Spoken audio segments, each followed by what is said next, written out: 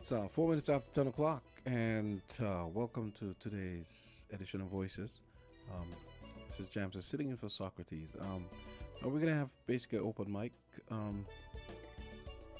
episode today, so you can call me on anything that is on your mind.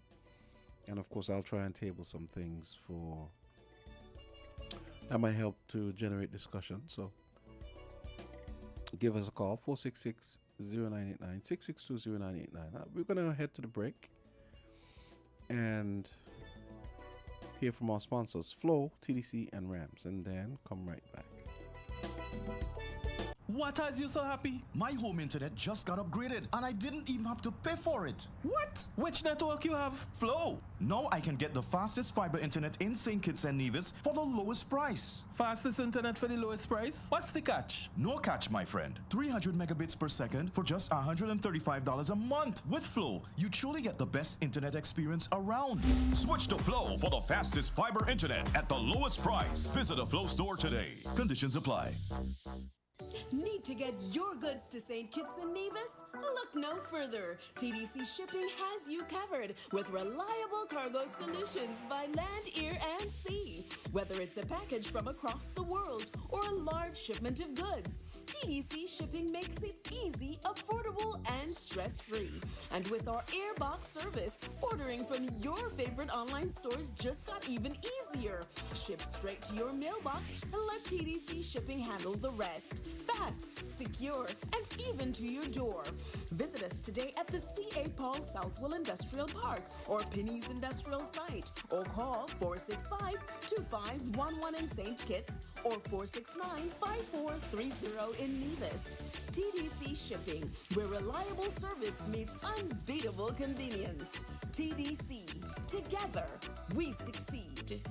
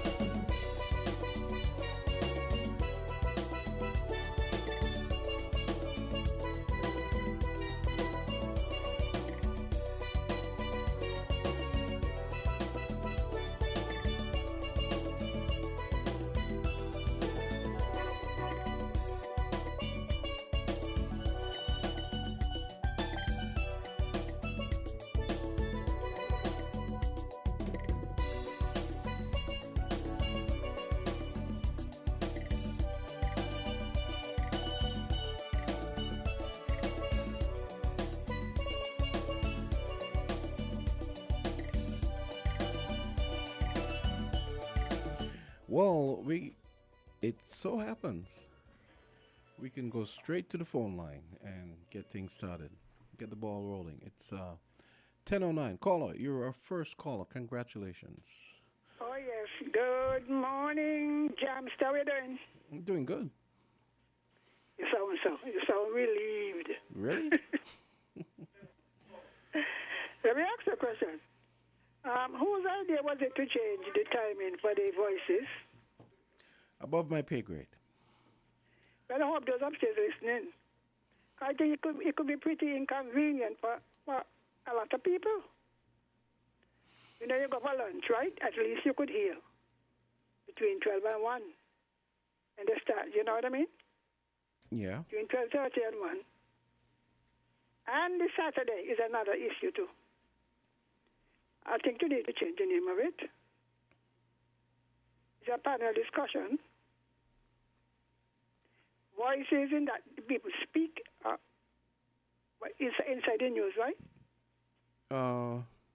Well, that's 10 o'clock. Excuse me. That's 10 o'clock as well. 10 to 12. Yeah. Inside the news as well.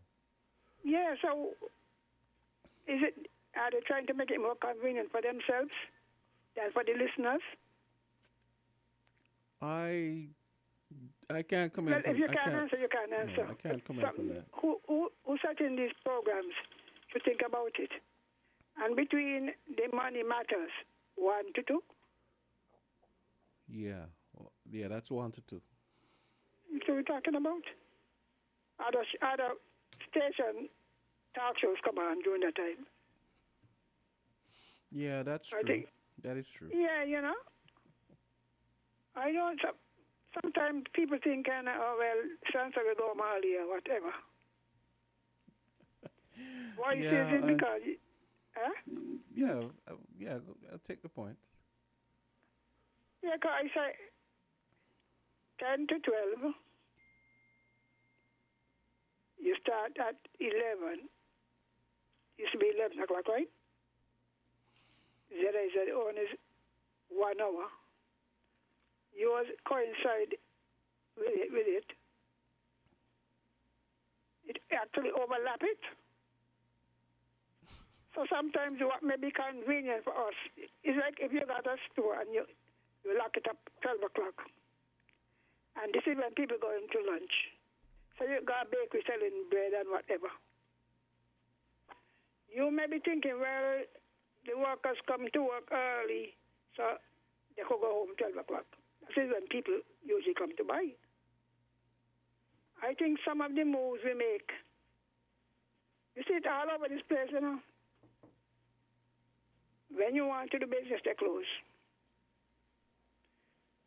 When everybody wants more production out of the workers. And when you are open, the workers have to work. I recall in Barbados, you go to somebody mall, the bank's open in the night, you know. And you don't know the banks now say they want to close 2 o'clock because the crowd come a little earlier. But there are people who work shift. So sometimes I think there's something we don't take certain things into consideration. Well, but let me ask you a question though. Banks closing at 2. You think that's You think At 2? you think that's 2 is saying it's... yeah, 2 here, but isn't it the same? Well, no, it's not the same in the US. I think they close later. Let me tell you one They thing. open till I think they open till 5 and 6.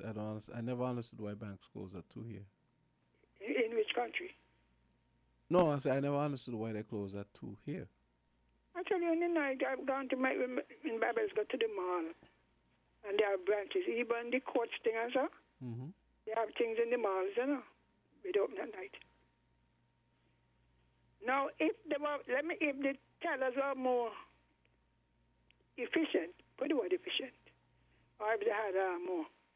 Even this present situation in National Bank is a joke. Now, you go lunch at 12, and you say, let me go over to the bank to make a transaction. Even if you go into the ATM got lines. Some of the ATM line long outside and inside the bank. So by the time you get to the machine, your whole lunch period that would have gone, they change up the setting in the bank, which to me It may be convenient for them, but not for customers with disability. Especially if you're blind. Of course, they have chairs over in the corner, so that is what I call it? Customer service. You're doing your customer service in the open. Have you noticed that? We said doing the customer service in the open. Yes. You know. Before time, there are two places you could go. There was as soon as they go in the door to go Also, into the. yeah. So it was a more customer friendly kind of setup where Yes. you sat at the And if desk. you're disabled or whatever, Yeah, I agree. and you want to do your business in private, none such thing in that bank, Sylvie, and we're talking. If you want to know. You feel like you In the open and you can't see. So I am standing up here by this teller, and right next to me is somebody else doing business. What protection do I have? And the people sitting on just behind you, there are some chairs there. They could follow you home. I just don't get it how we just sort out our business. One time I confronted the former chairman of the bank, one who thought he owned it. I was in the line. Sometimes you're in the line nearly a whole hour. So I said, what happened? They were sending some of the tellers to lunch at 12. So I saw him walking around, surveying the customers. So I said to him, I think you all need more. People are taking too long to get to the counter. I'm not saying that the people were slow. But if you had 9, sometimes only 2 or 3 working during the rush. So sometimes people stay here nearly a whole hour. And their lunch time gone. His reply was, who can't wait to go somewhere else? Who cannot wait can go somewhere else. I said, because in here don't belong to you. If in here was yours, you wouldn't be making yours because savings have banks all over. So it's a kind of, I don't know what to call it. That's any poor customer service. That is ignorance. Because if you're the chairman and the chair board and the manager, who can wait to go? And that attitude is displayed all over the business sector. Who can wait to go?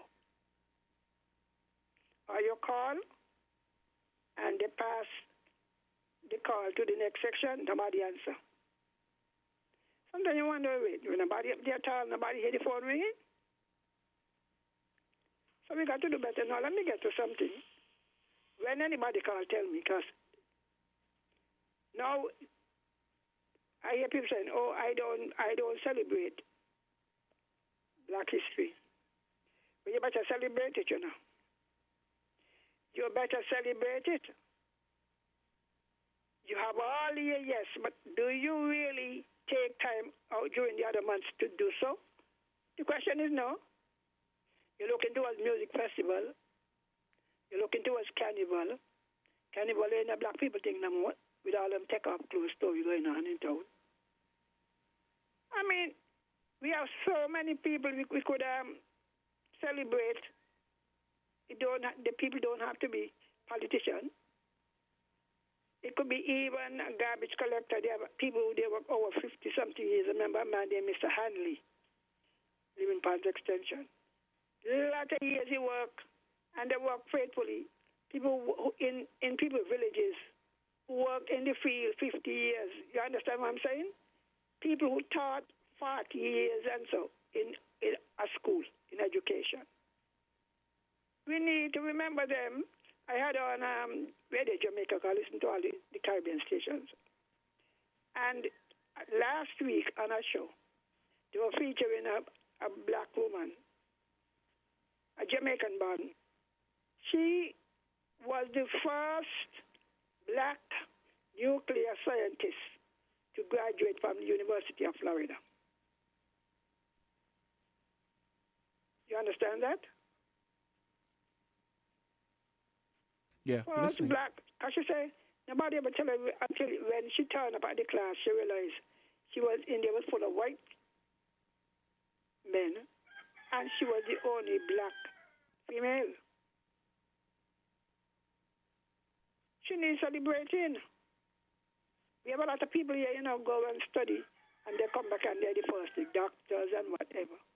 And we just stoop our teeth because we don't appreciate our people. All we could think about is who want vote and who don't want vote.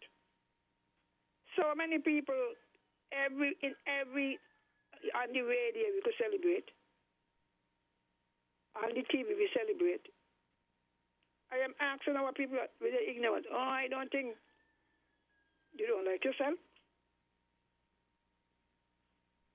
They say February, do it February, then do it March, April, May, June. But as a rule, we like haul down, pull and pull across. I mean, there are people who have been on some of these shows. Years. I don't mean me, I'm retired, you understand? And it is it occupies a lot of my time. But we have a lot of other people, ordinary people, when you hear them speak, they have ideas. You can't celebrate them. You got the farmers. You can't celebrate none of them. There are people here who have done experiments on their own and produced different things. And we know, and what do? We stoop our teeth. So all of you out there talking about, I don't celebrate Black History. You don't like yourself. You don't like yourself. You've actually heard people say that? Huh? You've actually heard people say they don't celebrate Black Right History? on the station too. I don't celebrate Black History Month. Boy, I would love to hear someone say that because that sounds. I would love to hear someone say that because that's. One of you could call in and let me hear you. That's a wild. Self-defecating. That's a wild outlook to me. Yeah, because I saying, they got all here now in February. But nobody stopped you from January.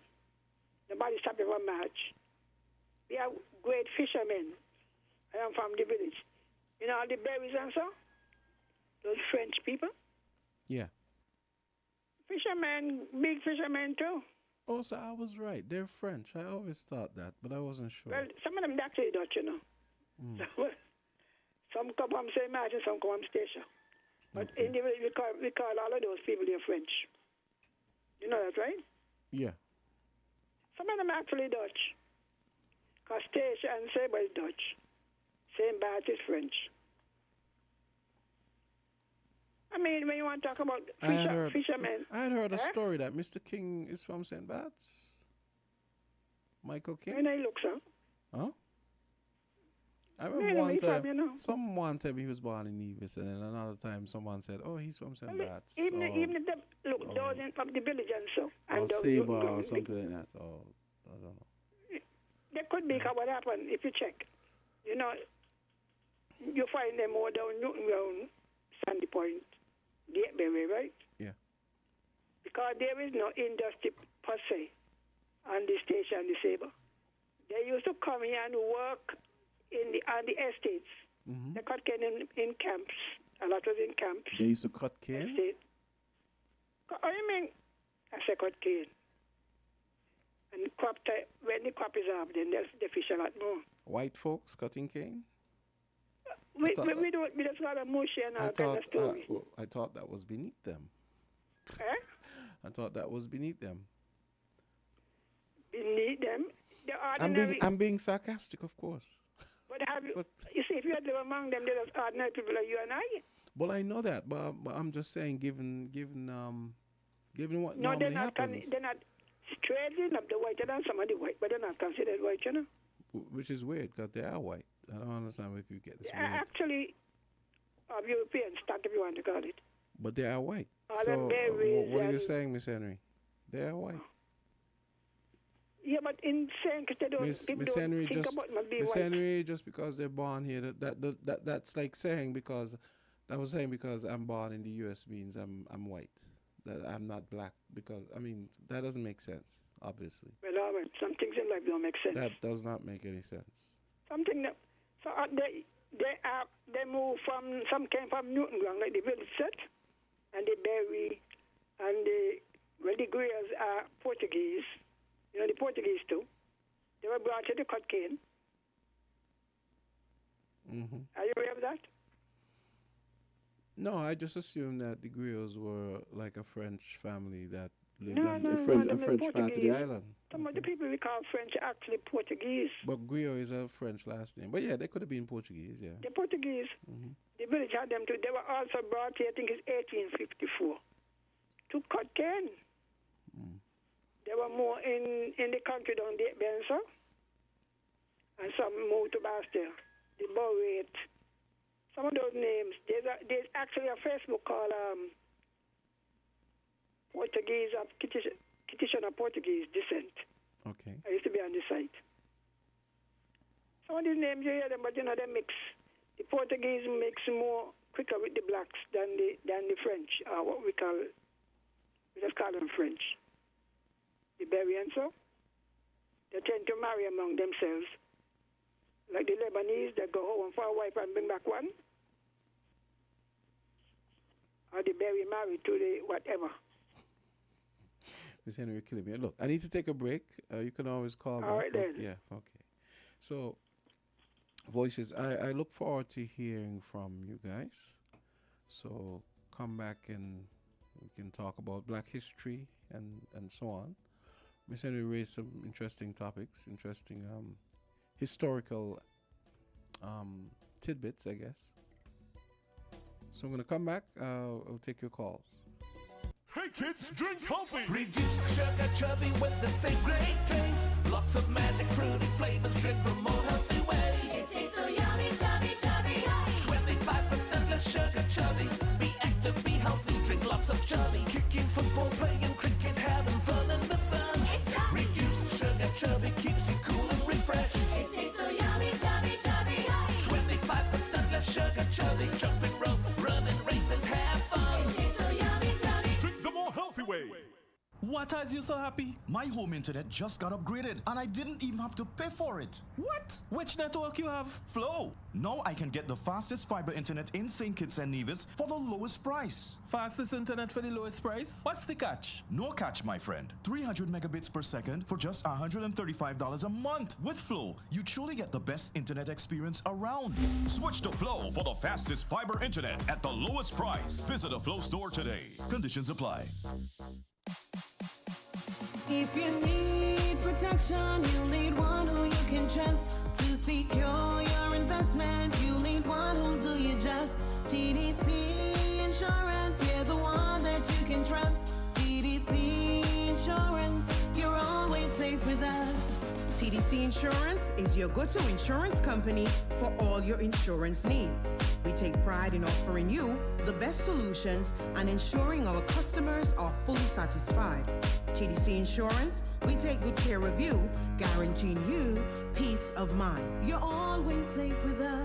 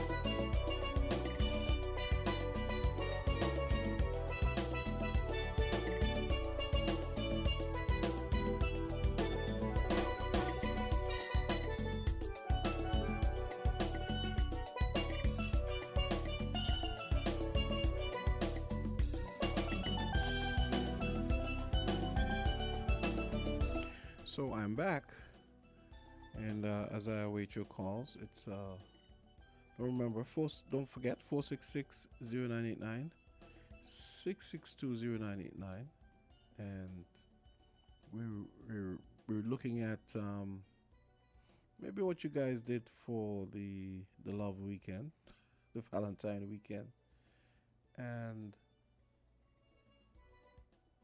perhaps, you know, it's Black History Month and all that. You guys might be yeah, you guys might want to weigh in on that. Miss Henry had some interesting points to make, so we're gonna go back to the phone line. Let's see. Okay, on to the next caller. Go right ahead. Okay, caller, you can call back. I tried to get to you as soon as possible, but sometimes you'll see the phone ring once, and you go over there and there's like nothing. So it's almost as though, hello, caller, voices. Good morning, Jamsta. Hey, what's up? All right, greetings once more in Jesus' name, the only Savior of sinners from the sins and from hell, and the second person of the eternal Trinity. Now, first of all, I would like to say that concerning some time ago, you had some people there, and there was like talking about using condoms and sex and that sort of stuff, especially in relation to Valentine. And I made some contribution when they were there. But I would still like to continue in saying something in that vein. Now, the Bible tells us, the Bible asks the question, what does it profit a man to gain the whole world and to lose his soul in the process? And what can a man exchange for his soul? Now, I quote that passage from the scripture to say this. Even if a person, because remember condom break, they are not perfect, they break, and things do happen when they break. People get impregnated, people get diseases, that sort of stuff. So condoms are not perfect. They do break, as I said. But even if one have a perfect record with condoms, the question still is, what does it profit that person with the perfect record of condoms in having sex outside of marriage and in the end up in hell? Was it worth it? No, it didn't worth it. Because nothing worth losing your soul in hell over for anything. And this is what we need to think. We need to think of the bigger picture which the Bible presents to us. It ain't just a matter of avoiding diseases. Because, like I said, even if you have a perfect record in avoiding the diseases because of condoms and whatever else you may use, it still does not worth losing your soul over in hell because you never pick up any disease or anything like that. So, like I said, this is a very serious issue, and this is part of the discussion when talking about condoms that is left out. Because I guess it is too painful for people to consider. Also, I would like to say, the lady was talking about self-love. There are two types of self-love and self-respect. One is what the Bible speaks of, a godly self-love, godly self-respect, in which you humble yourself before God and you obey the word of God for the profit of your soul. That is the true self-love. The satanic counterfeit, because everything that God has, Satan have his satanic counterfeit. The satanic counterfeit is to be telling people you need to love yourself. And not in the context of how the Bible says we are to love ourselves. Because the Bible already assumes that we already love ourselves. For example, the scripture was quoted by her where she says, the Bible says, love your neighbor as you love yourself. And a lot of people takes that, including the lady, takes that to mean that the Bible is telling us we should learn to love ourselves.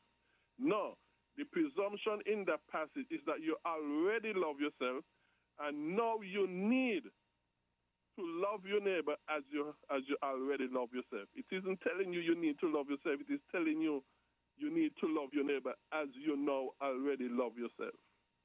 But people take it and twist it into some kind of self-love thing where it is teaching that you need to love yourself, when it is not teaching you that. It is teaching you need to love your neighbor as you already love yourself. But we need to exercise the love that the Bible says is love, which in Romans 13 it says, love is the fulfillment of the commandments of God. That is true love. If your love is not the fulfillment of the commandments of God, that is the satanic counterfeit of the real, genuine love that the Bible speaks of. And people need to have the wisdom to distinguish between the genuine, which is of the Bible, and the counterfeit, which is of the world and of Satan and of the flesh. And that is what I hope that people come to understand and repent, obey the Bible, trust in Jesus Christ.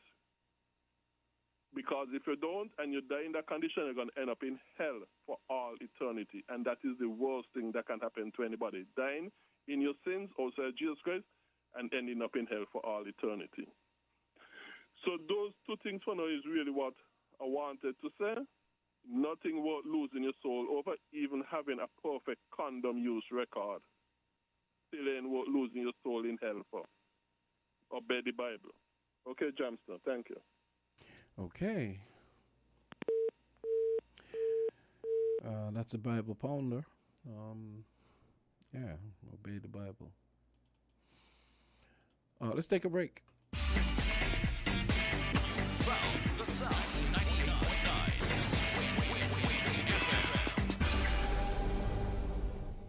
Building supplies, electrical supplies, furniture, appliances, carpets and tiles. It's the company where you can get it all. All at TDC Home and Building Depot. From lawn and garden, the TVs and stereos. All at TDC Home and Building Depot.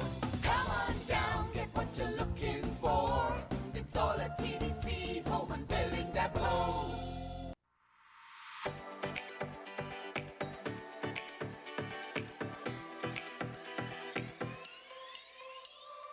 Ram's the good food people, always there to serve you. Ram's the good food people, locations right near you. Ram's the good food people, in-store specials for you. Ram's the good food people.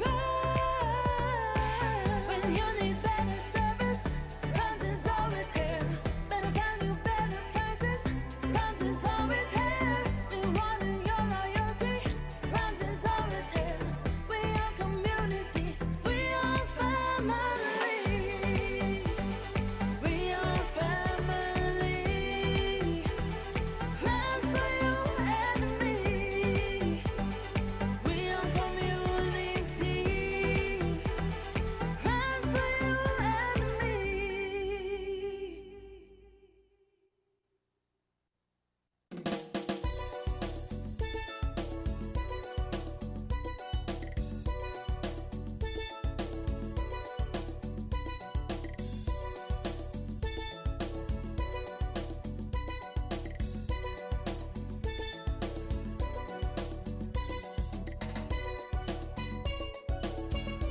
And we are back. Let me see.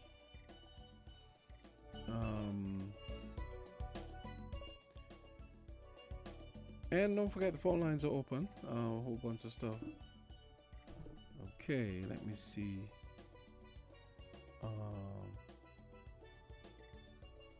trying to find something here to share with you guys, but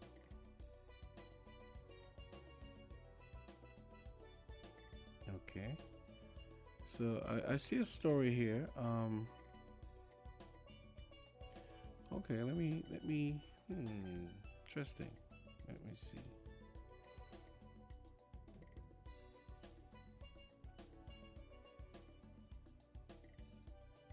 Okay, so I'm just checking an article here. Analysis on trends and insights from St. Kitts and Nevis general elections 2004 to 2002, 22. Sorry. So I'm gonna take a look at that. This seems interesting. And of course, I'm taking your calls, but let me see. Let me see. Okay, so it says this is from the St. Kitts and Nevis Times. It says, so I'm assuming this is from a reputable, it's a statistician and so on. Okay, so it says over the last 5 general elections in St. Kitts and Nevis, held between 2004 and 2022, voting patterns have revealed notable changes in voter turnout and political support across major parties. Okay, let me take this call first. Caller, go right ahead. Hi, caller. Oh, I was listening to you. Yeah, but maybe you should let me finish first. How about that? Rather than weighing in.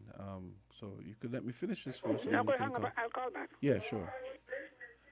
Okay, so it says voter turnout trends. Voter turnout peaked in 2010 at 79.81%, reflecting reflecting the highest level of political engagement in the observed period. Turnout subsequently declined, falling to 57.98% in 2022, the lowest level since 2004. And this decline indicates a potential shift in voter enthusiasm or engagement with the political process. As for party performance, the Labour Party consistently performed well, securing the highest number of votes in most elections. Their best result came in 2022, where they earned 13,436 votes, a significant increase from 10,316 in 2020. PAM saw fluctuating support, peaking in 2015 with 8,452 votes before experiencing a decline to 4,737 votes in 2022. The People's Labour Party demonstrated growth in recent elections, securing 5,306 votes in 2022, up from 3,681 in 2020. And the Nevis Reformation Party saw modest gains over the years but did not match the growth of other parties. The CCM, the Concerned Citizens Movement, their support remained relatively stable, with its best showing in 2015 with 3,951 votes. And the concluding insights is as follows. The 2022 election reflects increased support for the Labour Party and PLP, while PAM experienced a notable decline. With declining voter turnout, political leaders may need to explore new strategies to engage voters ahead of the next general election. These shifts signal an evolving political landscape in St. Kitts and Nevis. Interesting. So, anyone who wants to weigh in on that or any other topic, feel free to give me a call. That's very interesting, I think. And in the meantime, we have a Kittitian, Jacinet Dolphin, doing big things stateside. Let me see what this story says. I think his native Jacinet. I hope I'm pronouncing that right. Jacinet Dolphin was honored as a child care hero by the South Carolina Gamecocks. Jacinet Dolphin, a proud St. Kitts national and owner of Dolphin Preparatory Academy in South Carolina, has been recognized by the South Carolina Gamecocks as a child care hero. The honor celebrates her dedication to early childhood education and her significant contributions to nurturing young minds. So it's amazing how we have all these petitions and divisions all over the world doing big things, and makes you wonder. You kind of reflect wistfully on on what could have been if some of these people had not moved away. But the thing is, most people move away because they're seeking more opportunities. And we live in a small economy, a small society, and sometimes politics is religion around here. So what that means is politics is religion. So sometimes you just might not get as far as you think you ought, simply because of certain other factors, and not least of which is usually politics or the way you're perceived politically and that kind of thing. So yeah, I feel like, yeah, sometimes I think, what if all of these people we have all around the world doing all these great things, what if they all decided to come back to St. Kitts? And the other thing is, coming back is one thing, but getting buy-in from the government and the society is another, because you always hear the stories about how difficult it is to get the government to buy into maybe some of the things you want to do for various reasons. You know, there's various reasons, which is why people move away in the first place. Which is why I guess we will always have brain drain, because there's a certain small-mindedness which comes with, and that's the least of our problems, because there are a whole bunch of other things that contribute to this kind of societal calcification, where you somehow just don't seem to be able to attain your highest altitude simply because of being here. Voices, go right ahead. Yeah, but I'm back. My car dropped out. Anyway, I agree. People who have left here from all kind of law firms, they go away to the U.S. or wherever, and they do better. You see what happened? A lot of we don't inspire people often, because we had this Canfield mentality. We got cane to cut. Understand? So they only want you to aspire to go in the sugar factory. I never heard that. I like that one. Canfield mentality is like you say, oh, I want to go away to do so and so. Oh no, we have cane to cut. Where you going? Yeah, I get it. My brother told me, when there was a lot of heavy deportation used to take place in St. Thomas and St. Croix, and Antigua was begging the governor, give his people a chance. You're not let them stay because they ain't have much work. Our first national hero, my brother, he said he was in the meeting. He came and said, well, send them home. We got work for them. He said, we got cane to cut. You understand what we're dealing with? Mm-hmm. So they limit you. I mean, I came to the system. If I was in another country, I would have done a lot better. Because people who are in class with you, who are in law firms than you, when they come home and tell you what they have gained and what they have attained and what they're doing, you know yourself, boy, I wonder if I had gone. And yet we complain when they go. Yeah. I just realized that the lady I just read about, Jacinet, is Jabu and Lucinda Dolphin. You know Jabu from Market Street. Yeah, daughter. Big up Jabu. Yeah, it's his daughter, Jacinet Dolphin. Yeah. I'm telling you. And she's doing I big could talk things. about my children, Yeah.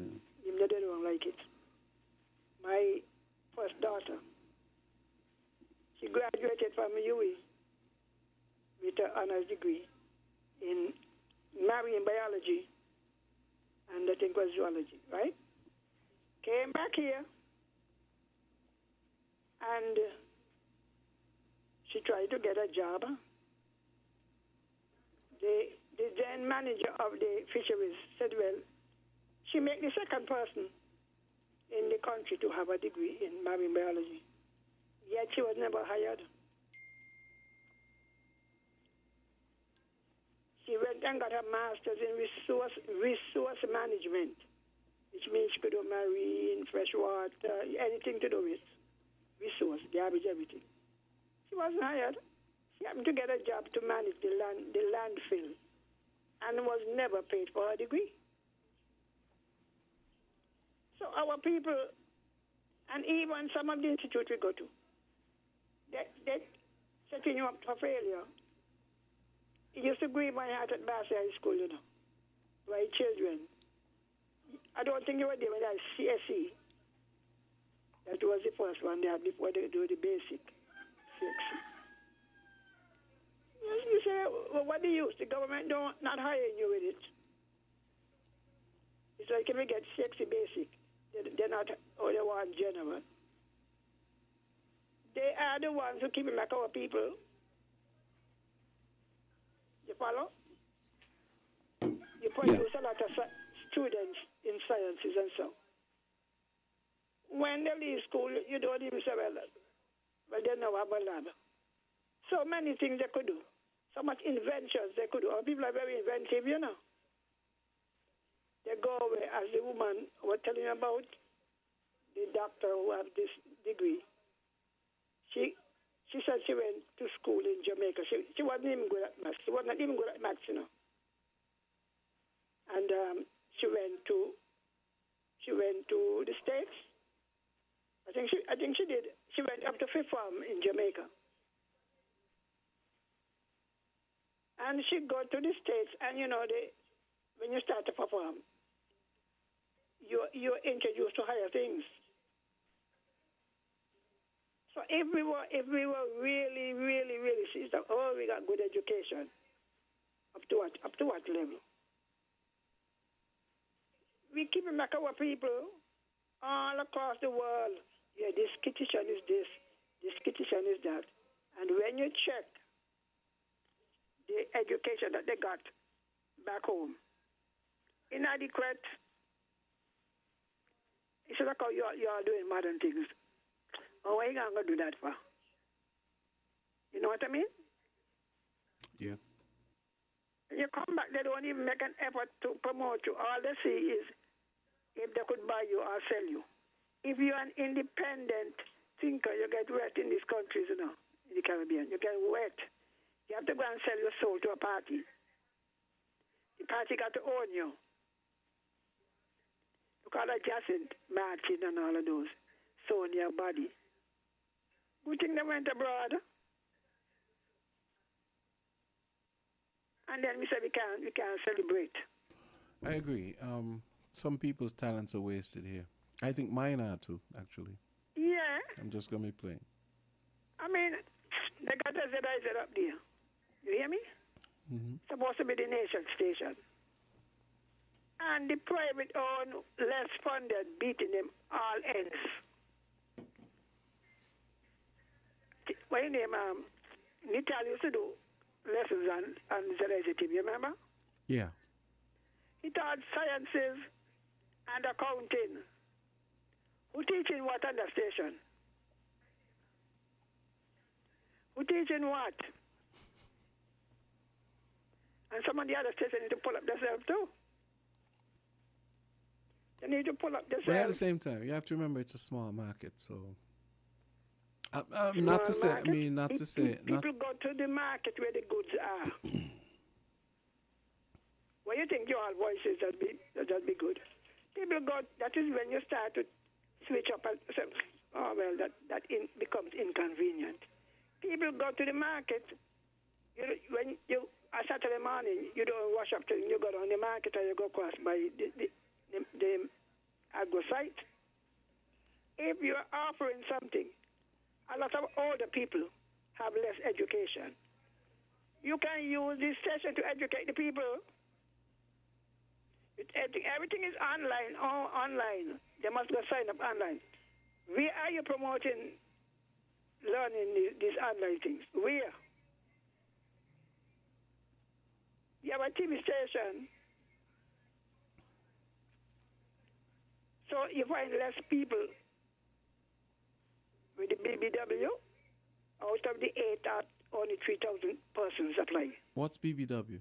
Oh, the budget wallet something, yeah. Okay. And that name is stupid. Anyway, Actually, when you said BBW, I was thinking What should Yeah, say? you know, the I boys thought you were brigade. gonna say BPW. I thought you made a mistake. Then I remember. Then I No, remember, boys yeah. brigade wallet.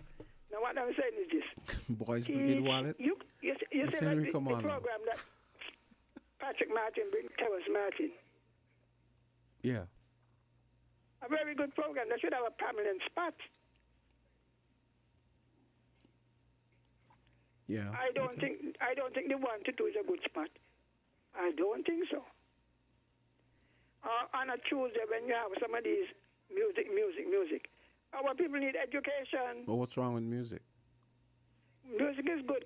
You're good at with your choice. But the point is this: you are going to put an educational program when people going back to work. You see, the problem is eating their music. lunch. If you're gonna do music, it just has to be. You just have to make it engaging and. How many music sessions do you have on the station? How many hours of music? Yeah, but most of it is automation, so it's different. Yeah, but what I'm saying, in some of those spaces, run educational programs. You have students at CFBC. You could run programs where it helps them. You have economics, anything they do. You get somebody to come in. But they have all of these things, you know. But Some you of know- them can be done but you in know- the evening. But you know, people are always gonna say that the younger folk don't listen to the radio, right? Remember, you can play a radio. You can play a radio on your phone. Yes, but then that raises the problem of Now you got to market it yeah, to them. but can people? You raise the question of can people necessarily? Does everyone have data and can they let's say they're out and about, you know? Which is why it's always They important. got free. Look, they got places they get free thing, you know. And we got to start making excuse. No, I'm not making an excuse. I'm just looking at all the. But yeah, not you really, but the whole Mm-hmm. radio system here. I mean, we're not educating our people, so the politicians swing us all and every way. They don't know what they're saying, and we don't know what they're saying, so nobody better off. Okay, Miss Hammy, let me take a break because All right. the other hour coming up. You can always call back. Okay, so this is where I'm gonna take a break. We got 3 minutes to 11, so let's get this commercial break in. What has you so happy? My home internet just got upgraded and I didn't even have to pay for it. What? Which network you have? Flow. Now I can get the fastest fiber internet in St. Kitts and Nevis for the lowest price. Fastest internet for the lowest price? What's the catch? No catch, my friend. 300 megabits per second for just $135 a month. With Flow, you truly get the best internet experience around. Switch to Flow for the fastest fiber internet at the lowest price. Visit a Flow store today. Conditions apply. Get active! Kickstart your health and wellness journey with the TDC Home and Building Depot in the month of February. Enjoy a huge 20% discount off blenders and juicers for your healthy smoothies, air fryers for guilt-free crispy goodness, yoga mats for your daily stretch and flex, exercise equipment, and more to keep you moving. Don't wait, get active and save big at the TDC Home and Building Depot. Visit us today and take the first step towards a healthier you. TDC Home and Building Depot, where quality meets savings. Terms and conditions apply. See stores for details. TDC, together we succeed. Hey kids, drink healthy! Reduce sugar chubby with the same great taste. Lots of magic fruity flavors, drink the more healthy way. It tastes so yummy, chubby, chubby, chubby. 25% less sugar chubby. Be active, be healthy, drink lots of chubby. Kicking, football, playing cricket, having fun in the sun. It's chubby. Reduced sugar chubby keeps you cool and refreshed. It tastes so yummy, chubby, chubby, chubby. 25% less sugar chubby. Jumping rope, running races, have fun. It tastes so yummy, chubby. Drink the more healthy way.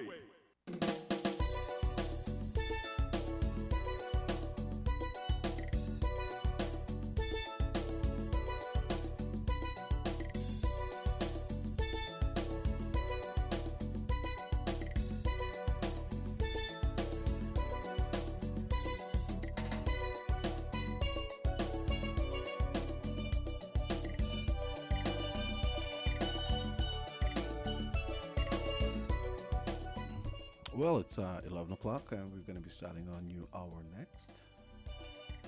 Voices continues.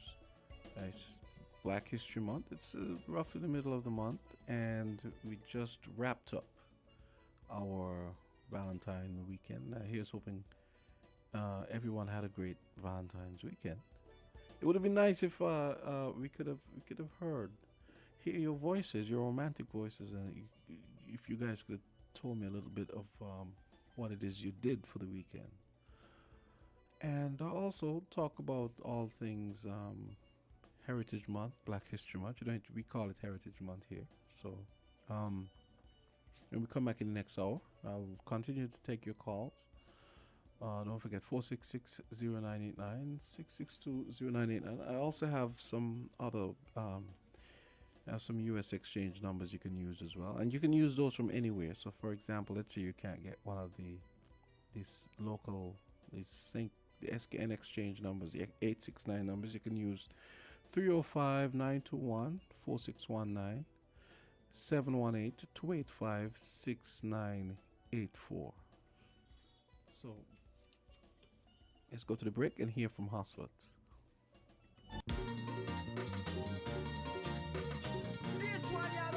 WINN is 98.9. 98.9 is Win FM. It's the sale you've been waiting for, happening now. Discounts galore at your favorite Hosford store. Hosford's Furniture and Appliances, Ashley's Furniture Home Store, Hosford's Building and Nevis Centers, and Hosford's Auto Parts and Accessories. Get ready for discounts galore. Store discounts, big discounts, small discounts, VAT discounts, and more. We're slashing prices with at least 4% VAT off and up to 20% off store-wide on furniture, appliances, auto parts, building materials, and hardware, and so much more. Discounts galore across all Hosford stores. And that's not all. Customer discounts and even Value Club member savings mean the deals just keep getting better. Whether you're upgrading your home, tackling your next project, or fixing your ride, Hosford's has you covered. Take advantage of the discounts galore at all Hosford stores today. At Hosford's Furniture and Appliances, Ashley's Furniture Home Store, Hosford's Building and Nevis Centers, and Hosford's Auto Parts and Accessories. Hurry in! These offers won't last long. Don't miss out on the biggest savings of the year. Visit any Hosford store now and start saving with discounts galore in every store. Big deals, big savings, and more. Terms and conditions apply.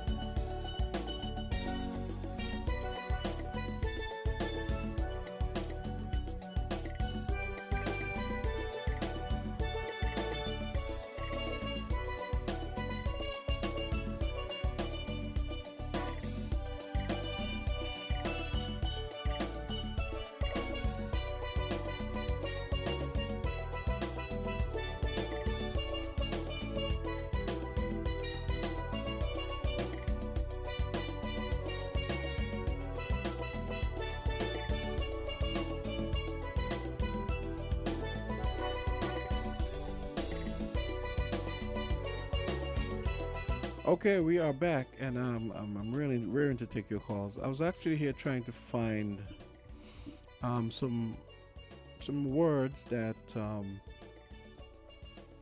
Prime Minister Mia Mottley of Barbados made on the event of Bob Marley's birthday, and this was something I actually had wanted to share since last week.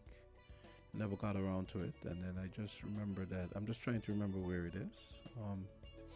So don't forget, you can call me in the meantime, 466. I want to try and find this thing. Let me see if I can find it. Bob Marley's birthday is February 6th. I intended to play this last week, but we never got around to it. He was born in 9 Mile, Jamaica, on February 6, 1945. And as most of you know, Bob Marley's lyrics are, powerful, prescient, and always timeless, and always seem to speak to the zeitgeist at any given time in life, because everything he sang about has happened, is happening, continues to happen, and lyrics are totally relatable. But I wanted to share the good PM's words. But let's take this call first. Call, go right ahead. Hi, Jamsta. Hey. You're not going to believe this. Mm-hmm. I'm going to give Trump a compliment. Let me hear this. And it's just simply this. If Trump had not get elected, very little would have changed in the state. It would have been the same old. Kamala Harris would probably have made little fine-tuning to Biden's policies, and the same things would have been going on. And so there's something to be said for renewal and just shaking up things. I don't like the pain and so on that he's causing, and to me he's operating like a bull in China shop. Break everything. Even though some things are good, just break everything, and we fix what needs to be fixed after. But the point is, things very little would have changed, and the world would have been plodding along with all its imperfections in the meantime. You think that there would have been movement on Ukraine? You think the Arab nations would have been motivated to find some other solution to Gaza if Trump hadn't made this outrageous thing of just annexing the place? It would never have happened. It would have been the same old. And so there's something about renewal. You could even bring it to home. What major new innovative step has been made since the change of government? Really transformational. You're talking little things, yes. You're talking about here, right? Yeah, here. Yeah, they've been yes, you're saying? Well, little things, yeah, but they don't really bear mentioning, to be honest. No, exactly. All right. Whether it's education just plodding along, whether it's finance doing the same old things, whether it's the contracts going out to cronies and so on, whether it's procurement, you give lip service to it, but really and truly you don't follow it, whether it's integrity in public life, sure, you might check off a box, but in terms of actual commitment to it, you don't see it, right? And so what I'm saying is that if things aren't shaken up, right, very little will change. And so the things we've been talking about, like the brain drain and so on, that will continue because nobody is going to make a huge switch in how things operate here, right? We're not really and truly a meritocracy, You know how people get stuff done here. You know how people get the big jobs and so on here, right? And they don't even hide it, okay? It's a political patronage system. And the thing is, the whole country seems to have bought into it. And that is why it's so difficult to change, right? It would take a really outstanding leader, a really visionary leader to shake things up, a la Donald Trump. And honestly, may seem that emerge on the horizon just yet. Maybe it will come, but right now, it's pretty much the same old, okay? And it's pretty much the same throughout the Caribbean, You can't even point to somebody who say, wow, you're really making a difference. It's the same thing all of them are doing, right? Nobody is really thinking out of the box. Nobody is really saying, well, let's do something different, even though it might not work. If it don't work, we try something else. It's the same old, okay? And to me, that's unfortunate, right? And unfortunate, too, that we're given the choices we're given. Because, like I said, we tend to recycle. There aren't many new faces on the political scene that can make a difference, okay? Everybody follow what it used to be because that's the way we practice our politics, okay? And it's unfortunate. It's really unfortunate, okay? I guess we'll just have to keep waiting for a Mandela or Gandhi or somebody like that. Oh, we're not getting any more. Not a Trump. We are not getting any more of those. Why? We could have said that they weren't coming in the first place, can't we? We could have said that they weren't going to appear on the scene in the first place. I just feel like at this point in world history, I feel like it's very hard to incubate those kinds of selfless personalities. You think it requires incubation? Well, by incubation I mean you growing up and being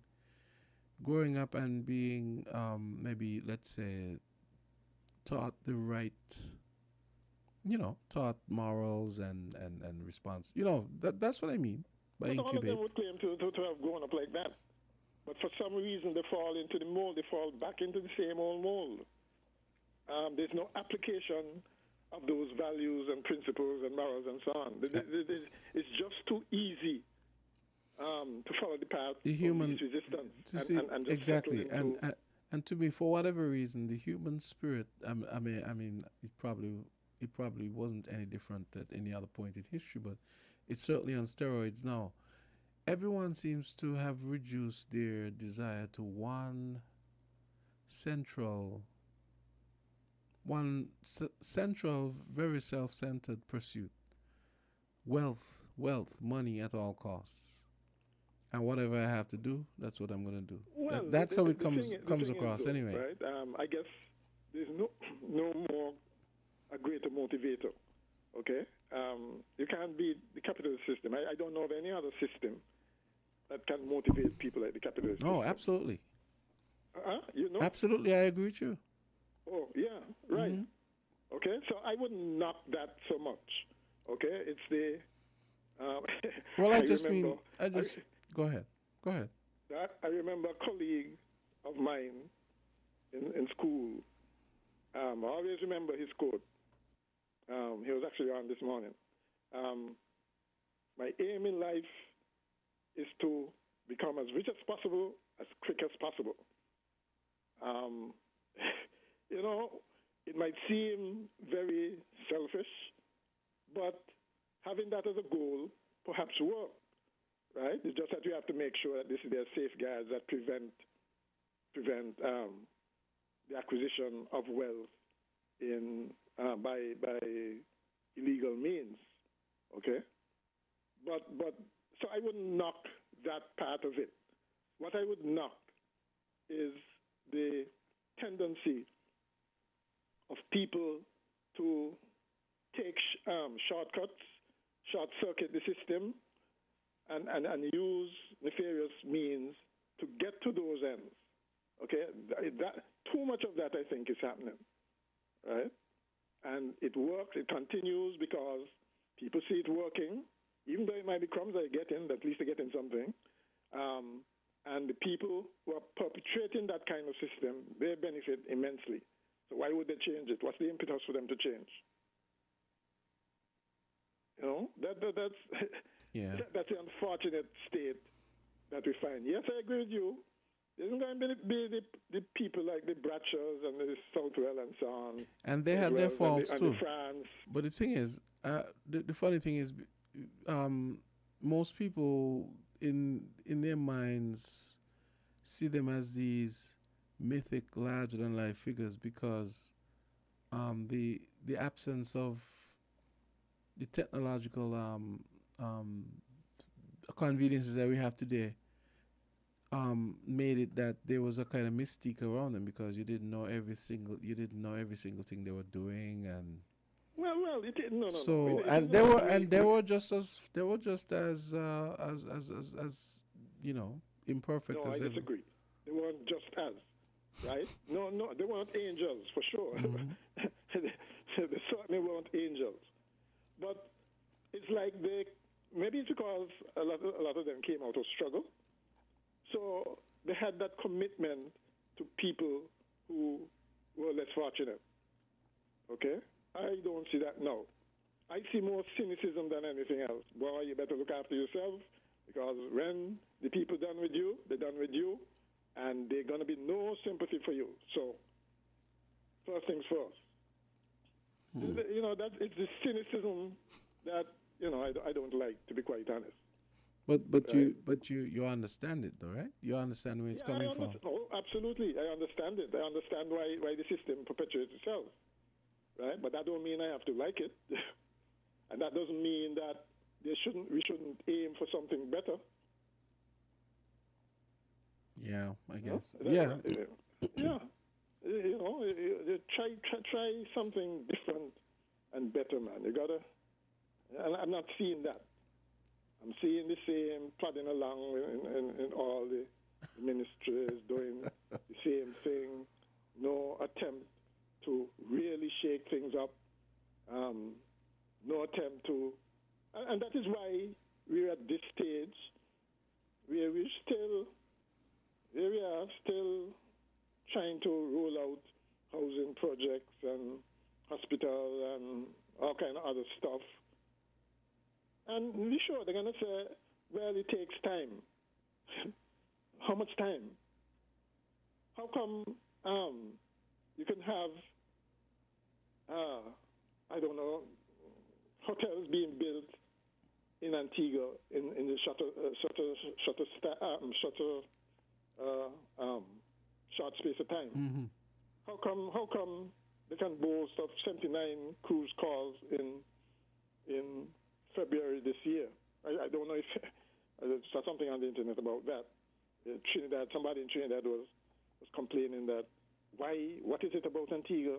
Why we can't be doing that because they apparently only have a few calls. Somebody in Trinidad, really? Yeah. I saw that somebody saying, whoa, Antigua saying they're having 79 cruise ship calls in February, and I forgot how many they called for Trinidad, right? Somebody said in the comments that, well, they have 365. No, the person asked what they have that we don't. And somebody replied, they have 365 beaches. But that's not the point. I don't think that's the reason behind the success, right? Yes, they have good natural beaches, but our problem is those we people have the few beaches that we have. We don't take good care of them. True, but those people are ignoring those presumably Trinidadians are ignoring the obvious.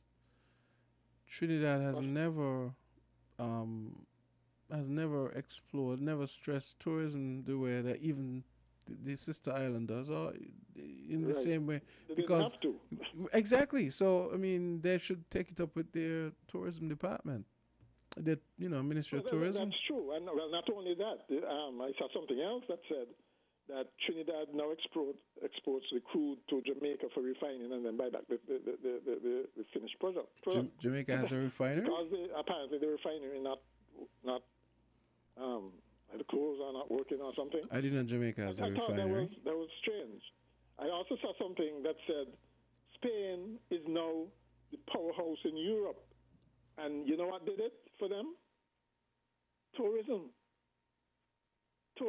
There are lots of Europeans who go to Spain for holidays. Yeah, the Brits especially.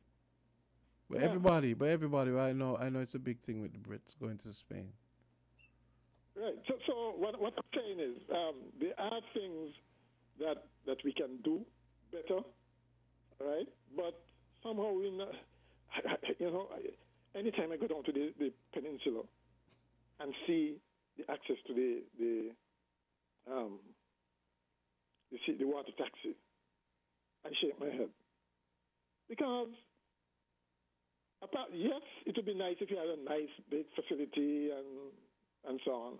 But there are things you can do in the meantime, including things like landscaping, proper landscaping, and get rid of the old shacks and put up something proper. Right? You're talking about. You're talking about. You're talking about on Cockleshell Bay. You And we mean? just not. Huh? You're talking about Cockleshell Bay. Yeah. Okay. And we're just not paying attention to these things. There's no reason, for instance, yes, Anguilla and St. Martin and Antigua have the preferred sandy beaches, but we can fix up ours. We can import sand and make ours just as good. But it's funny. I don't know if it was how the camera was picking up the was capturing the light or whatever. But I was watching some videos. Me and my wife were watching. We went to this bar and they had on the big screen. They had you know how people do these travel walkthrough videos in cities all around the world, right? Right. Yeah. And they were on Copacabana Bay, and it was an extended video, so it's pretty good. You get to get a sense of the ambience and the vibe of the place. But when I looked at the sand, it's very similar to our sand. So their sand is no better than ours. The famous Copacabana beach in Rio. But they have a brand.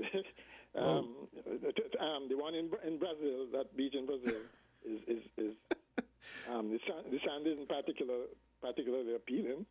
Neither is the water, but it has a brand. But I mean, but that's like saying, I mean, ours is appealing to me. I mean, people. I think okay. I would love it if we had like white sand beaches, but I think. I mean, sand is sand, really. Okay, it's just sand is not sand. The good thing about our beaches is that I'm telling you, right? The traditional tourists, if those are who we're going after, sand is not sand for them, right? I've heard a taxi driver say that they've they carried people to the Four Seasons Resort, and they left the day after and went to Anguilla, because the sand is not what they expected. It's just a fact of life. Some people have an image of a tropical setting that has the kind of sand that you see in Asia, the Philippines and those places, or Maldives, really natural, beautiful sand, okay? The good thing about our sand, somebody will tell you, is that those beaches are bad for the eyes. Okay, our beaches, which are more golden, if you want to give it a color, sand, are easier on the eyes. Okay, but the thing is to have a variety. It's only one you need to do. You can have most of them remaining natural, right? But one or two of them have the kind that we're talking about. And I think we spoke about this, for instance, the different. But how do you do this? Doesn't it sound? If people see from their ship sand like what they're expecting, it conjures, even though it's not the same all throughout the islands, St. Kitts and Nevis, it conjures an impression that make them want to come back, make them want to come off the ship. So maybe there's a point in what that Trinidadian exchange is, sir. There is a seed of truth. Person says Antigua has 365 beaches. We know what those beaches look like. Yeah, we know, yeah. And I've heard, yeah, but they do have some excellent beaches. You can't take that. But I've also heard Trinidadians admit, they say, well, oh, Maracas Beach is nice, but what the sand seems like it's, from what I remember, it's like similar to ours, right? Well, no, some of our beaches are black. More like St. Lucia, like Vigi Beach in St. Lucia, for instance. That's not the same as, let's say, the ones in Antigua and Anguilla, but it's a step up. What color is it in St. Lucia? It's closer to a white sand beach, right? It's not the idyllic sand you see like in Antigua or St. Martin. So Antigua's sand is actually white? Yeah, because I went there, I stayed at this hotel, but for some reason I can't remember what the sand looked like. No. You can, and to remember, it's not just the sand; it's the turquoise water. Yeah. Okay. Right. Which is facilitated by the sand and how the light is reflected. Yeah. Right. Exactly. Yeah. Okay. There's no reason why we can't have one or two beaches like that. There's absolutely no reason why. But then, if you do a beach like that, are you gonna say that it's off limits for locals? Because that would be, it might not be as expensive as we think. Put But it this way: if you did something like that, that cost a significant amount of money to design and build, and you have to do breakwater, you have to do sewage system, etc., etc. I don't see anything wrong if locals pay a nominal price to use it, and visitors, just like in Brimstone Hill, it's a national park. It becomes a national park. There are 2 rates for visitors. There's a rate for visitors and there's a rate for locals. There's nothing wrong in paying to upkeep the place. It was not a natural beach before you fixed it up. Right? Yes, we have to change the mindset, because this crazy thing. No beach in St. Kitts and Nevis shall be anything other than public. To me, that's short-sighted. Okay, in my opinion, it's not the popular opinion, but in my opinion. But why? Why? I don't understand your take on this. Why is?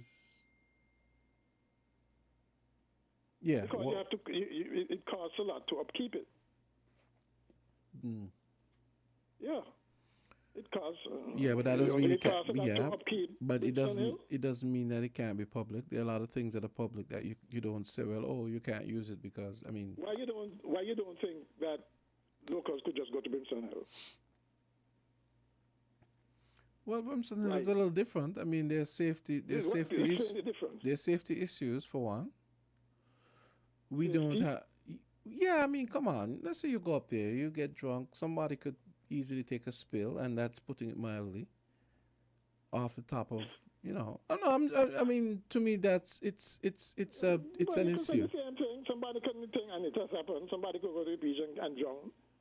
No, you can't use that. Well, yeah, but come on. I think you know what I mean. You just want to be disgusting, No. I think honestly, you know what I mean. Honestly, I don't see anything wrong if we expend considerable amount of money to really fix up some kind of national park that we pay for its upkeep. No, I'm not against that. That's two separate. To me, that's two separate. To me, that's yeah, I know, but to me, that's two separate issues.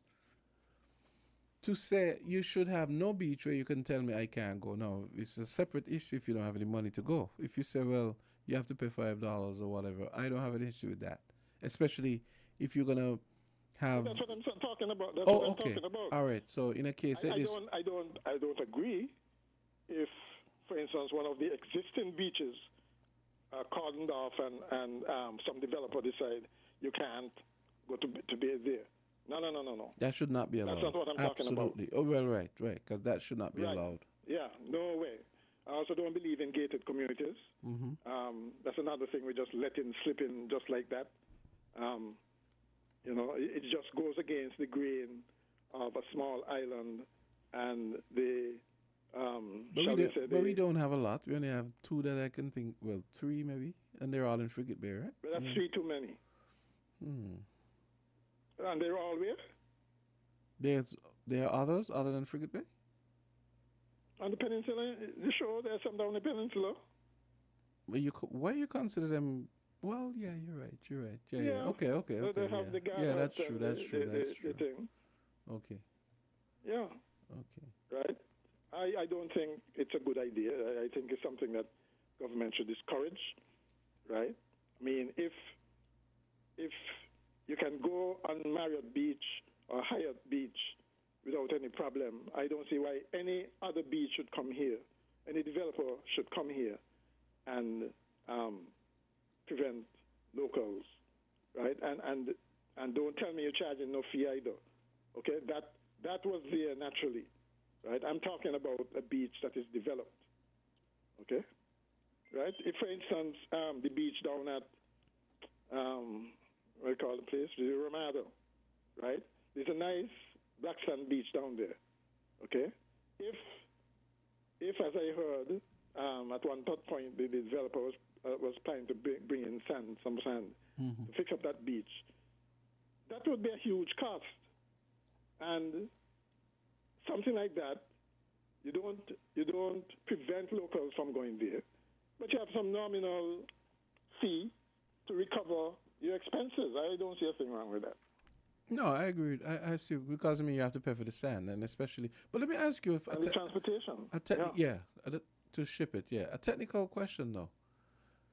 When you're doing that, do you remove some of the existing sand, or you just pour it on top? Because I'm thinking it would just wash away if you did that, right? How does that work? Yeah, no. What you do. Well, there are two ways to approach it, right? One, you need a breakwater, because that is what causes the wash away. That's what I was thinking. Right? Yeah. But you can also put down a more gravel-like base, right, on top of the existing, and then put the sand that you import. But then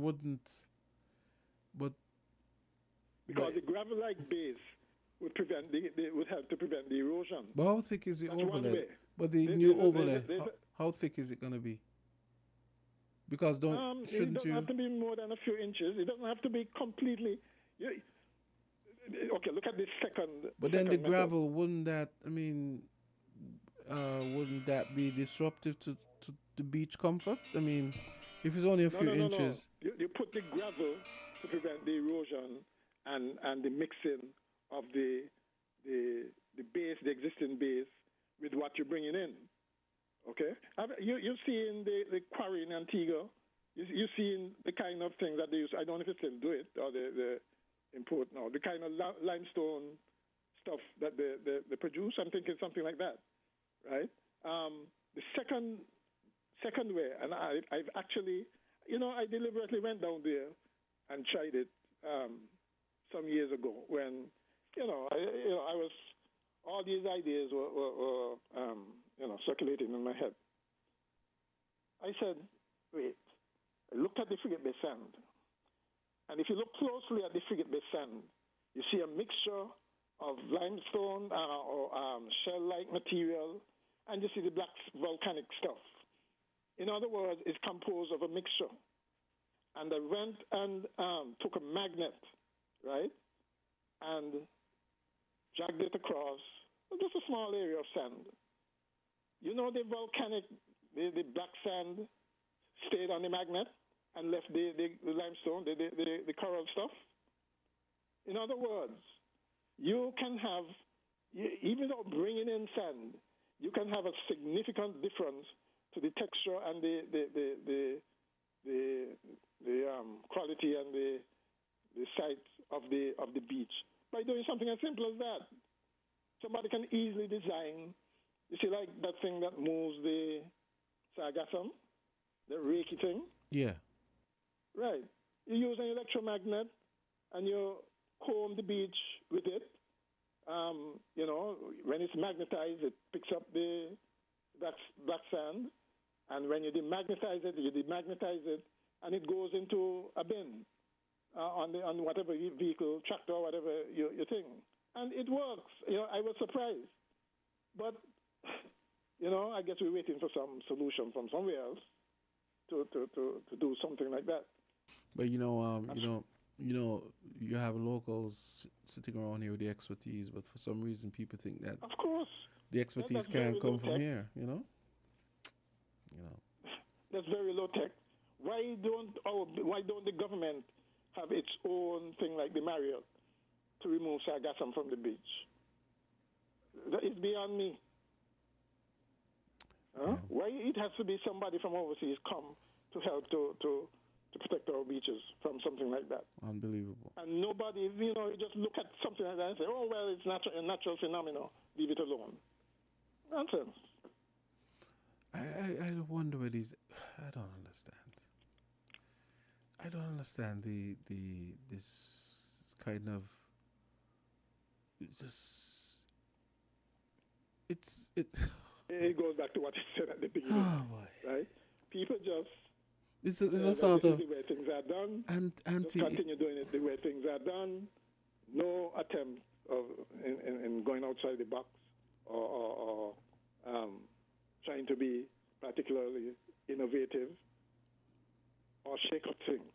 Exactly. Right? And that is what, if you don't shake up things, you don't have no renewal.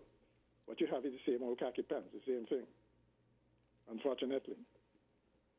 Exactly. Yeah. All right, that's the soapbox for today. Okay. All right, let me take a break.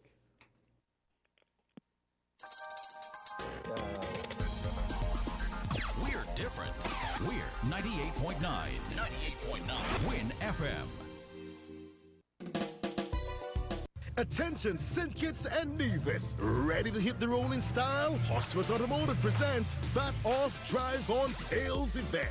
Get up to $15,000 in total savings and much more, including no down payment, free bid of sale, free servicing for 12 months. Choose between $1,000 in groceries or free gas for 3 months, free registration, free licensing, free tinting, free accessories, and more. Don't miss out with 4% fat off. It's never been easier to own your own dream car.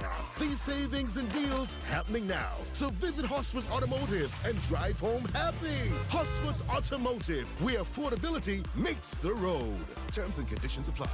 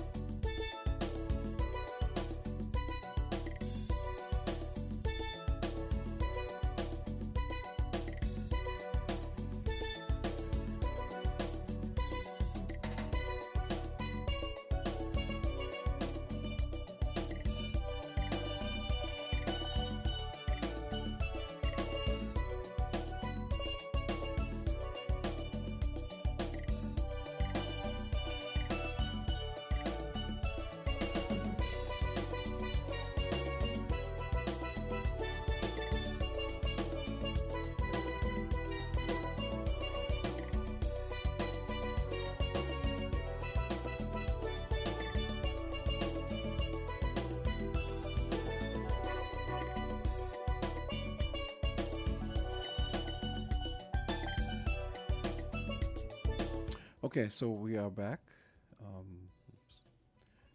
Still ready to take your calls. We have it's 11:39, so we have about 29 minutes until 29 minutes until news time. Let's go back to the phone lines. Caller, go right ahead. Hi, caller. Go right ahead. Wait. Okay. Hi, caller. Voices. You're on here. Yes, Jamsta? Mm-hmm. Yes. Yeah, you were talking about the brain drain and so on of St. Kitts. Now, the reason why we are having the brain drain... Let me see how you're going to shoehorn this into a biblical reference now. This is going to be interesting. Right. The reason why we are having these brain drain and so on that you have been speaking of is simply because we are not obeying the Bible. We are not doing things according to the Bible. If we were doing things according to the Bible, instead of us having a brain drain, But we Gregory, would be having. it's fair to say that most people don't do things according to the Bible. So what do we do about that? And just There's saying only do one. things. There's only one solution. I understand, but for practical purposes, that's not what people do. So for practical and for purposes, what's the practical solution? purposes, yeah, right. There's no solution other than doing things the Bible way. That's the only solution. No, we would like to. Yeah, if but- there but- was any but- other solution, then God would not be needed. There is no other solution. I understand. And that is what. So what would you prescribe to stop the brain drain? Let me explain. Explain. What I would prescribe is what the Bible says and what other countries, to one extent or the other, unknowingly and unintentionally have done and have seen the benefits of applying Bible principles, even though it was unintentional and unknowing on their part. What things that we need to do is this, and this is one of the reasons why Javier Milei, the president of Argentina, I would say is the best world leader in the whole world right now, even though a lot of stuff he still needs to do. And these are things we're going to, some of the things that we need to do in accordance with the Bible. One, we need to change our thinking that government providing this, government providing that, government controlling this, controlling that, doing this, doing that, is the way to go. We have to change our mentality on that and start to think, which will be in line with the Bible, that it is the private sector that is supposed to be controlling, running, directing, and so on the economy. But because we have instead the government who is running the economy, is why we have an inferior economy, very far from the best that we can have. And so, for example, because of government, great expenses, many expenses, because, like I say, it's controlling the economy instead of the private sector, which is unbiblical. We have a ton load of taxes. Now, when you're taking out, the more money you take out of business profits and put it in the hands of government, you're putting that valuable money for the private sector into the hands of inefficiency and waste and so on. And therefore, you cannot have the best economy with the government running the economy, because government is too wasteful, too inefficient, and that sort of stuff compared to the private sector. And so because of that, you are stifling creativity, because government are running, directing, controlling, and so things. You're stifling innovation. You're stifling creativity. You're stifling what the economy needs to grow and to move on, because the private sector is not running the economy. The government is. This is why, for example, like I said, Milei in Argentina, he took over from a government that was thinking like how we know in Sinkits are thinking, that the government must run this, government must run that, control this, control that. And because of that, inflation was sky high, the economy was tanking, all sorts of homelessness was sky high, all that sort of stuff. Milei come in and decide, no, we have to change our thinking. We have to, instead of thinking that the government need to run this and need to run that, the private sector need to be doing these things. And so what Milei has been doing, cutting down the government, closing a lot of government departments, and putting a lot of responsibility instead and taking out a lot of responsibility out of the hands of government and putting them in the hands of the private sector instead. And because of that, Argentina is now seeing a great turnaround in the economy, a great turnaround in the decrease in homelessness and that sort of stuff, which these things are in line with what the Bible said, but he's not doing it intentionally and knowingly that these things are Bible. He's doing it because he's a libertarian, with whose principles overlap a lot with what the Bible says. And because of that, Argentina is now seeing a great turnaround in the economy.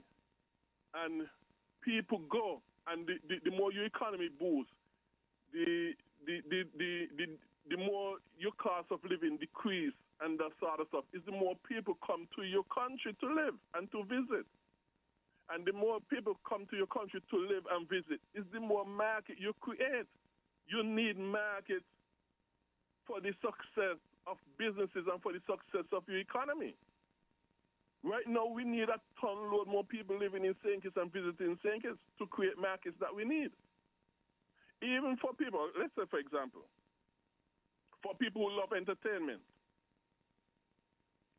if we had a much bigger economy, artists who we can't afford in the prime, promoters and so will be able to afford them because you have a much bigger market here in St. Kitts because the population is greater. But because of government running things and that sort of stuff and taking out a lot of money from the profits of companies, promoters, and that sort of stuff, you can't bring in a lot of artists when they're in the prime. You got to wait till when they're way out of the prime to bring them in, when they're a lot cheaper. So what I'm saying is that the only solution to the brain drain and to the having the best economy we can have and that sort of stuff is doing things the Bible way, which we hate, but it's the only solution. The reason why the cost of living is so high again is that when you put these load of taxes and businesses and that sort of stuff, they have to cap the prices. No, I know that there are external factors. Don't get me wrong. I know that there are external factors. But we compound the external factors with our unbiblical factors as well. High taxation and all those sort of stuff. And therefore, we even make the cost of living even grow much more than if we was to do things the Bible way, which will provide a great cushion to us in decreasing the cost of living and that sort of stuff, having more people come here to live as a result. But I always also say that the government lands that the government own and in control of, they should share them up to the families of St. Kitts and to the families of St. Kitts. And maybe Nevis to the families of Nevis. Because also we need to own land. Families here need to own land because land can be used as collateral and that sort of stuff. And when people own land, their mind and energy is now freed up to pursue other adventures in life rather than trying to spend a lot of your energy simply getting land. But Gregory, that's a catch-22. Yeah, they need to own land, but then sometimes suppose you can't get the land. What I'm saying is that the land that the governments own and control, its lands, the government need to freely share them up to the families here in St. Kitts that do not have any. And Nevis do the same for Nevision families in Nevis. Exactly, but that doesn't work perfect. That doesn't work perfectly most times. A lot of times.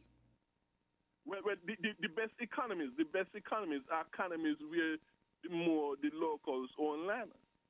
Because no locals have land. You could use land, like I said, for collateral and for investments and that sort of stuff. But if you don't have land, and so that you could use for collateral and that sort of stuff, guess what? The foreigners come in, get the best land, and they now are the ones who have the collaterals, and they now are controlling your locals.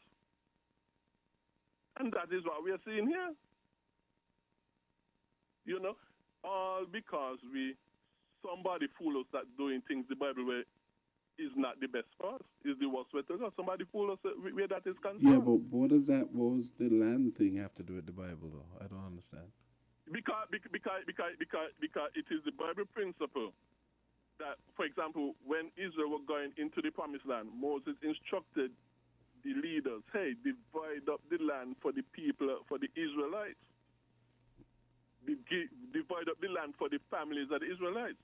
And we see the wisdom of that because the Israelites now having their own land were able to use the land for business and all sort of stuff. And God tell him, hey, if you don't do things the way I say, you're going to be made the tail and the foreigners are going to be made the head of you. If you don't do like as I tell you. But if you do as I tell you, you would be the head in your country and the foreigners would be the tail. So giving people land, we see as a biblical principle is very important. The locals, the natives. But somehow somebody fool us. Satan fool us. That somehow the Bible is not in our best interest. And so it's a lot of other stuff. It's a lot of other stuff that need to be done biblically. But because we are not doing things biblically, why we are suffering, having brain drain, having high costs in living, having problem with diseases, sicknesses, having not having the best we can have in hospitals, schools, roads, and that sort of stuff, in the economy and that sort of stuff. Because we are not doing things the Bible way. So this is what I can, and people love to think, oh, let's solve the problem first, and then after we don't solve the problem, you know, we could think about doing things the Bible way. But the only problem with that thinking is that there is no solution other than what the Bible presents to us. All the other ways are for our destruction. No matter how much experts you get your advice from, if it ain't from the Bible, it's for your destruction and for your peril. So, and that is what we see countries that have the highest standard of living are countries that apply Bible principles to a greater degree than those who do not have such high standard of living. But I'm not saying that those countries who apply Bible principles, I'm not saying that they're cognizant of that is what they're doing, no. But it's just that in the grace and mercy of God, God have them to stumble on certain truths that are in line with the Bible. And as they apply them, the countries prosper more and more. Imagine if we now was to do things fully the Bible, how much more we would prosper. Even over those nations that are just doing certain things the Bible way, that are causing them to prosper. And this is one of the reasons why I say Miller, right now, the best leader in the world right now to me is Javier Milei of Argentina. Because he, more than any other leader in this world, are doing things the Bible way. Even though, like I say, he unintentionally and unknowingly doing such. But he's doing it because he's a libertarian. And a lot of libertarian principles overlap with the Bible, with what the Bible teaches. Because of the mercy and grace of God. And I would just like to end by telling people, if you die outside of Jesus Christ in your sins, you're going to end up in hell forever and ever. That is really something that is most important to us above everything else, your eternal salvation. But still, God wants us to live as a nation according to his word so we can prosper. But we will not prosper in disobedience to his word as a people. We will not prosper. We will continue to be destroying ourselves. And it will get worse and worse the more we go down the road of disobedience to the Bible. Okay, Jamsta, thank you for your time. Okay. So that was Gregory giving his tireless treatise on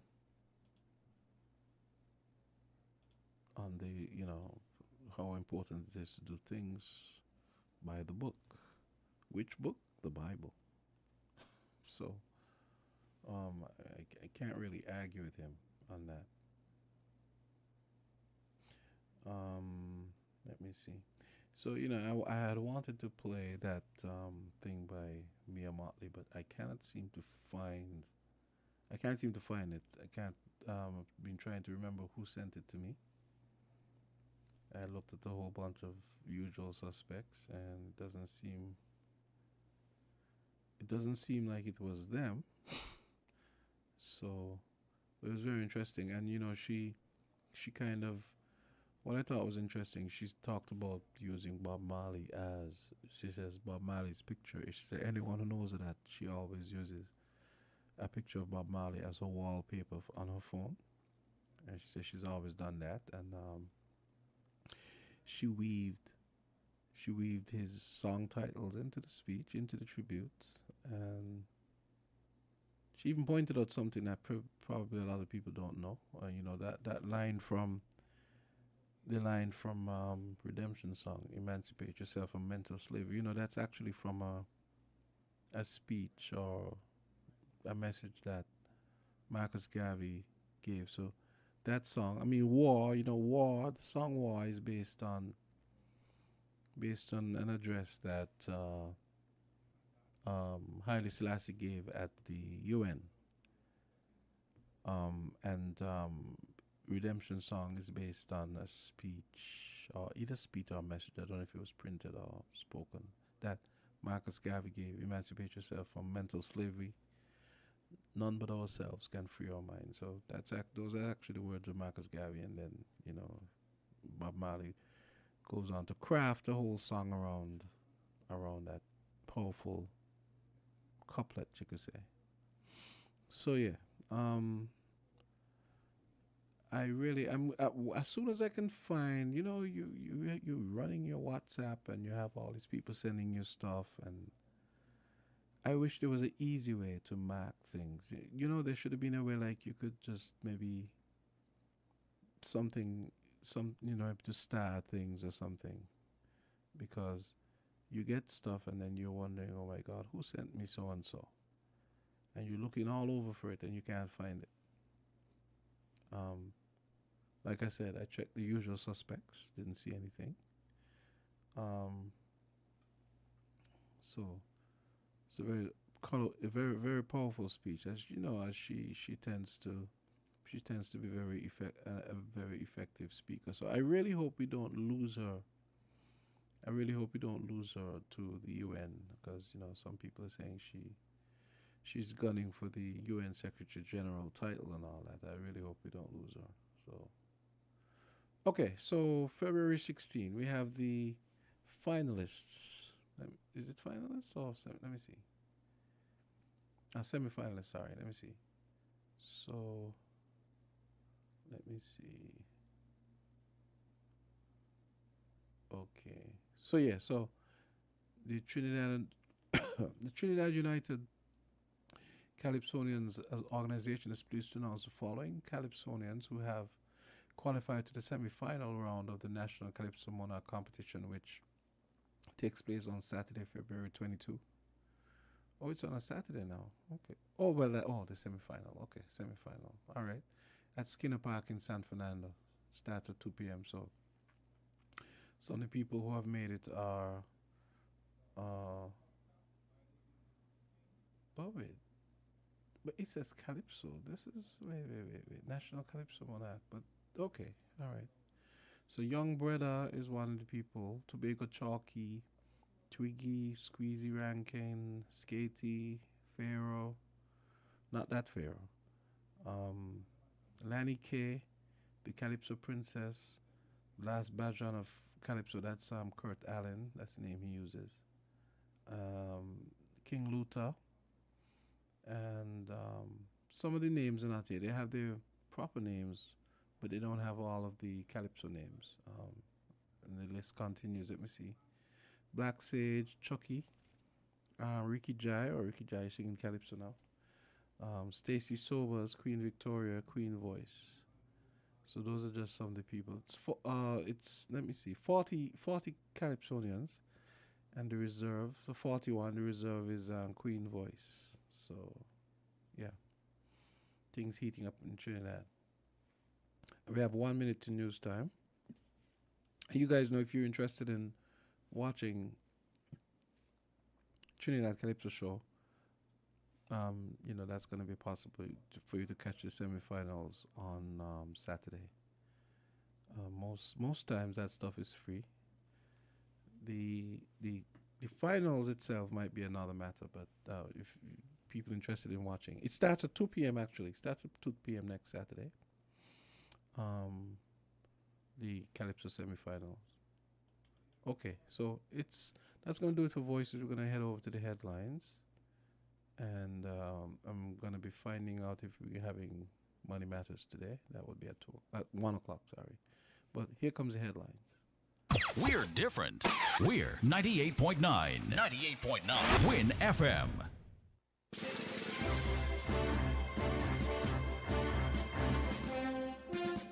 We now bring you the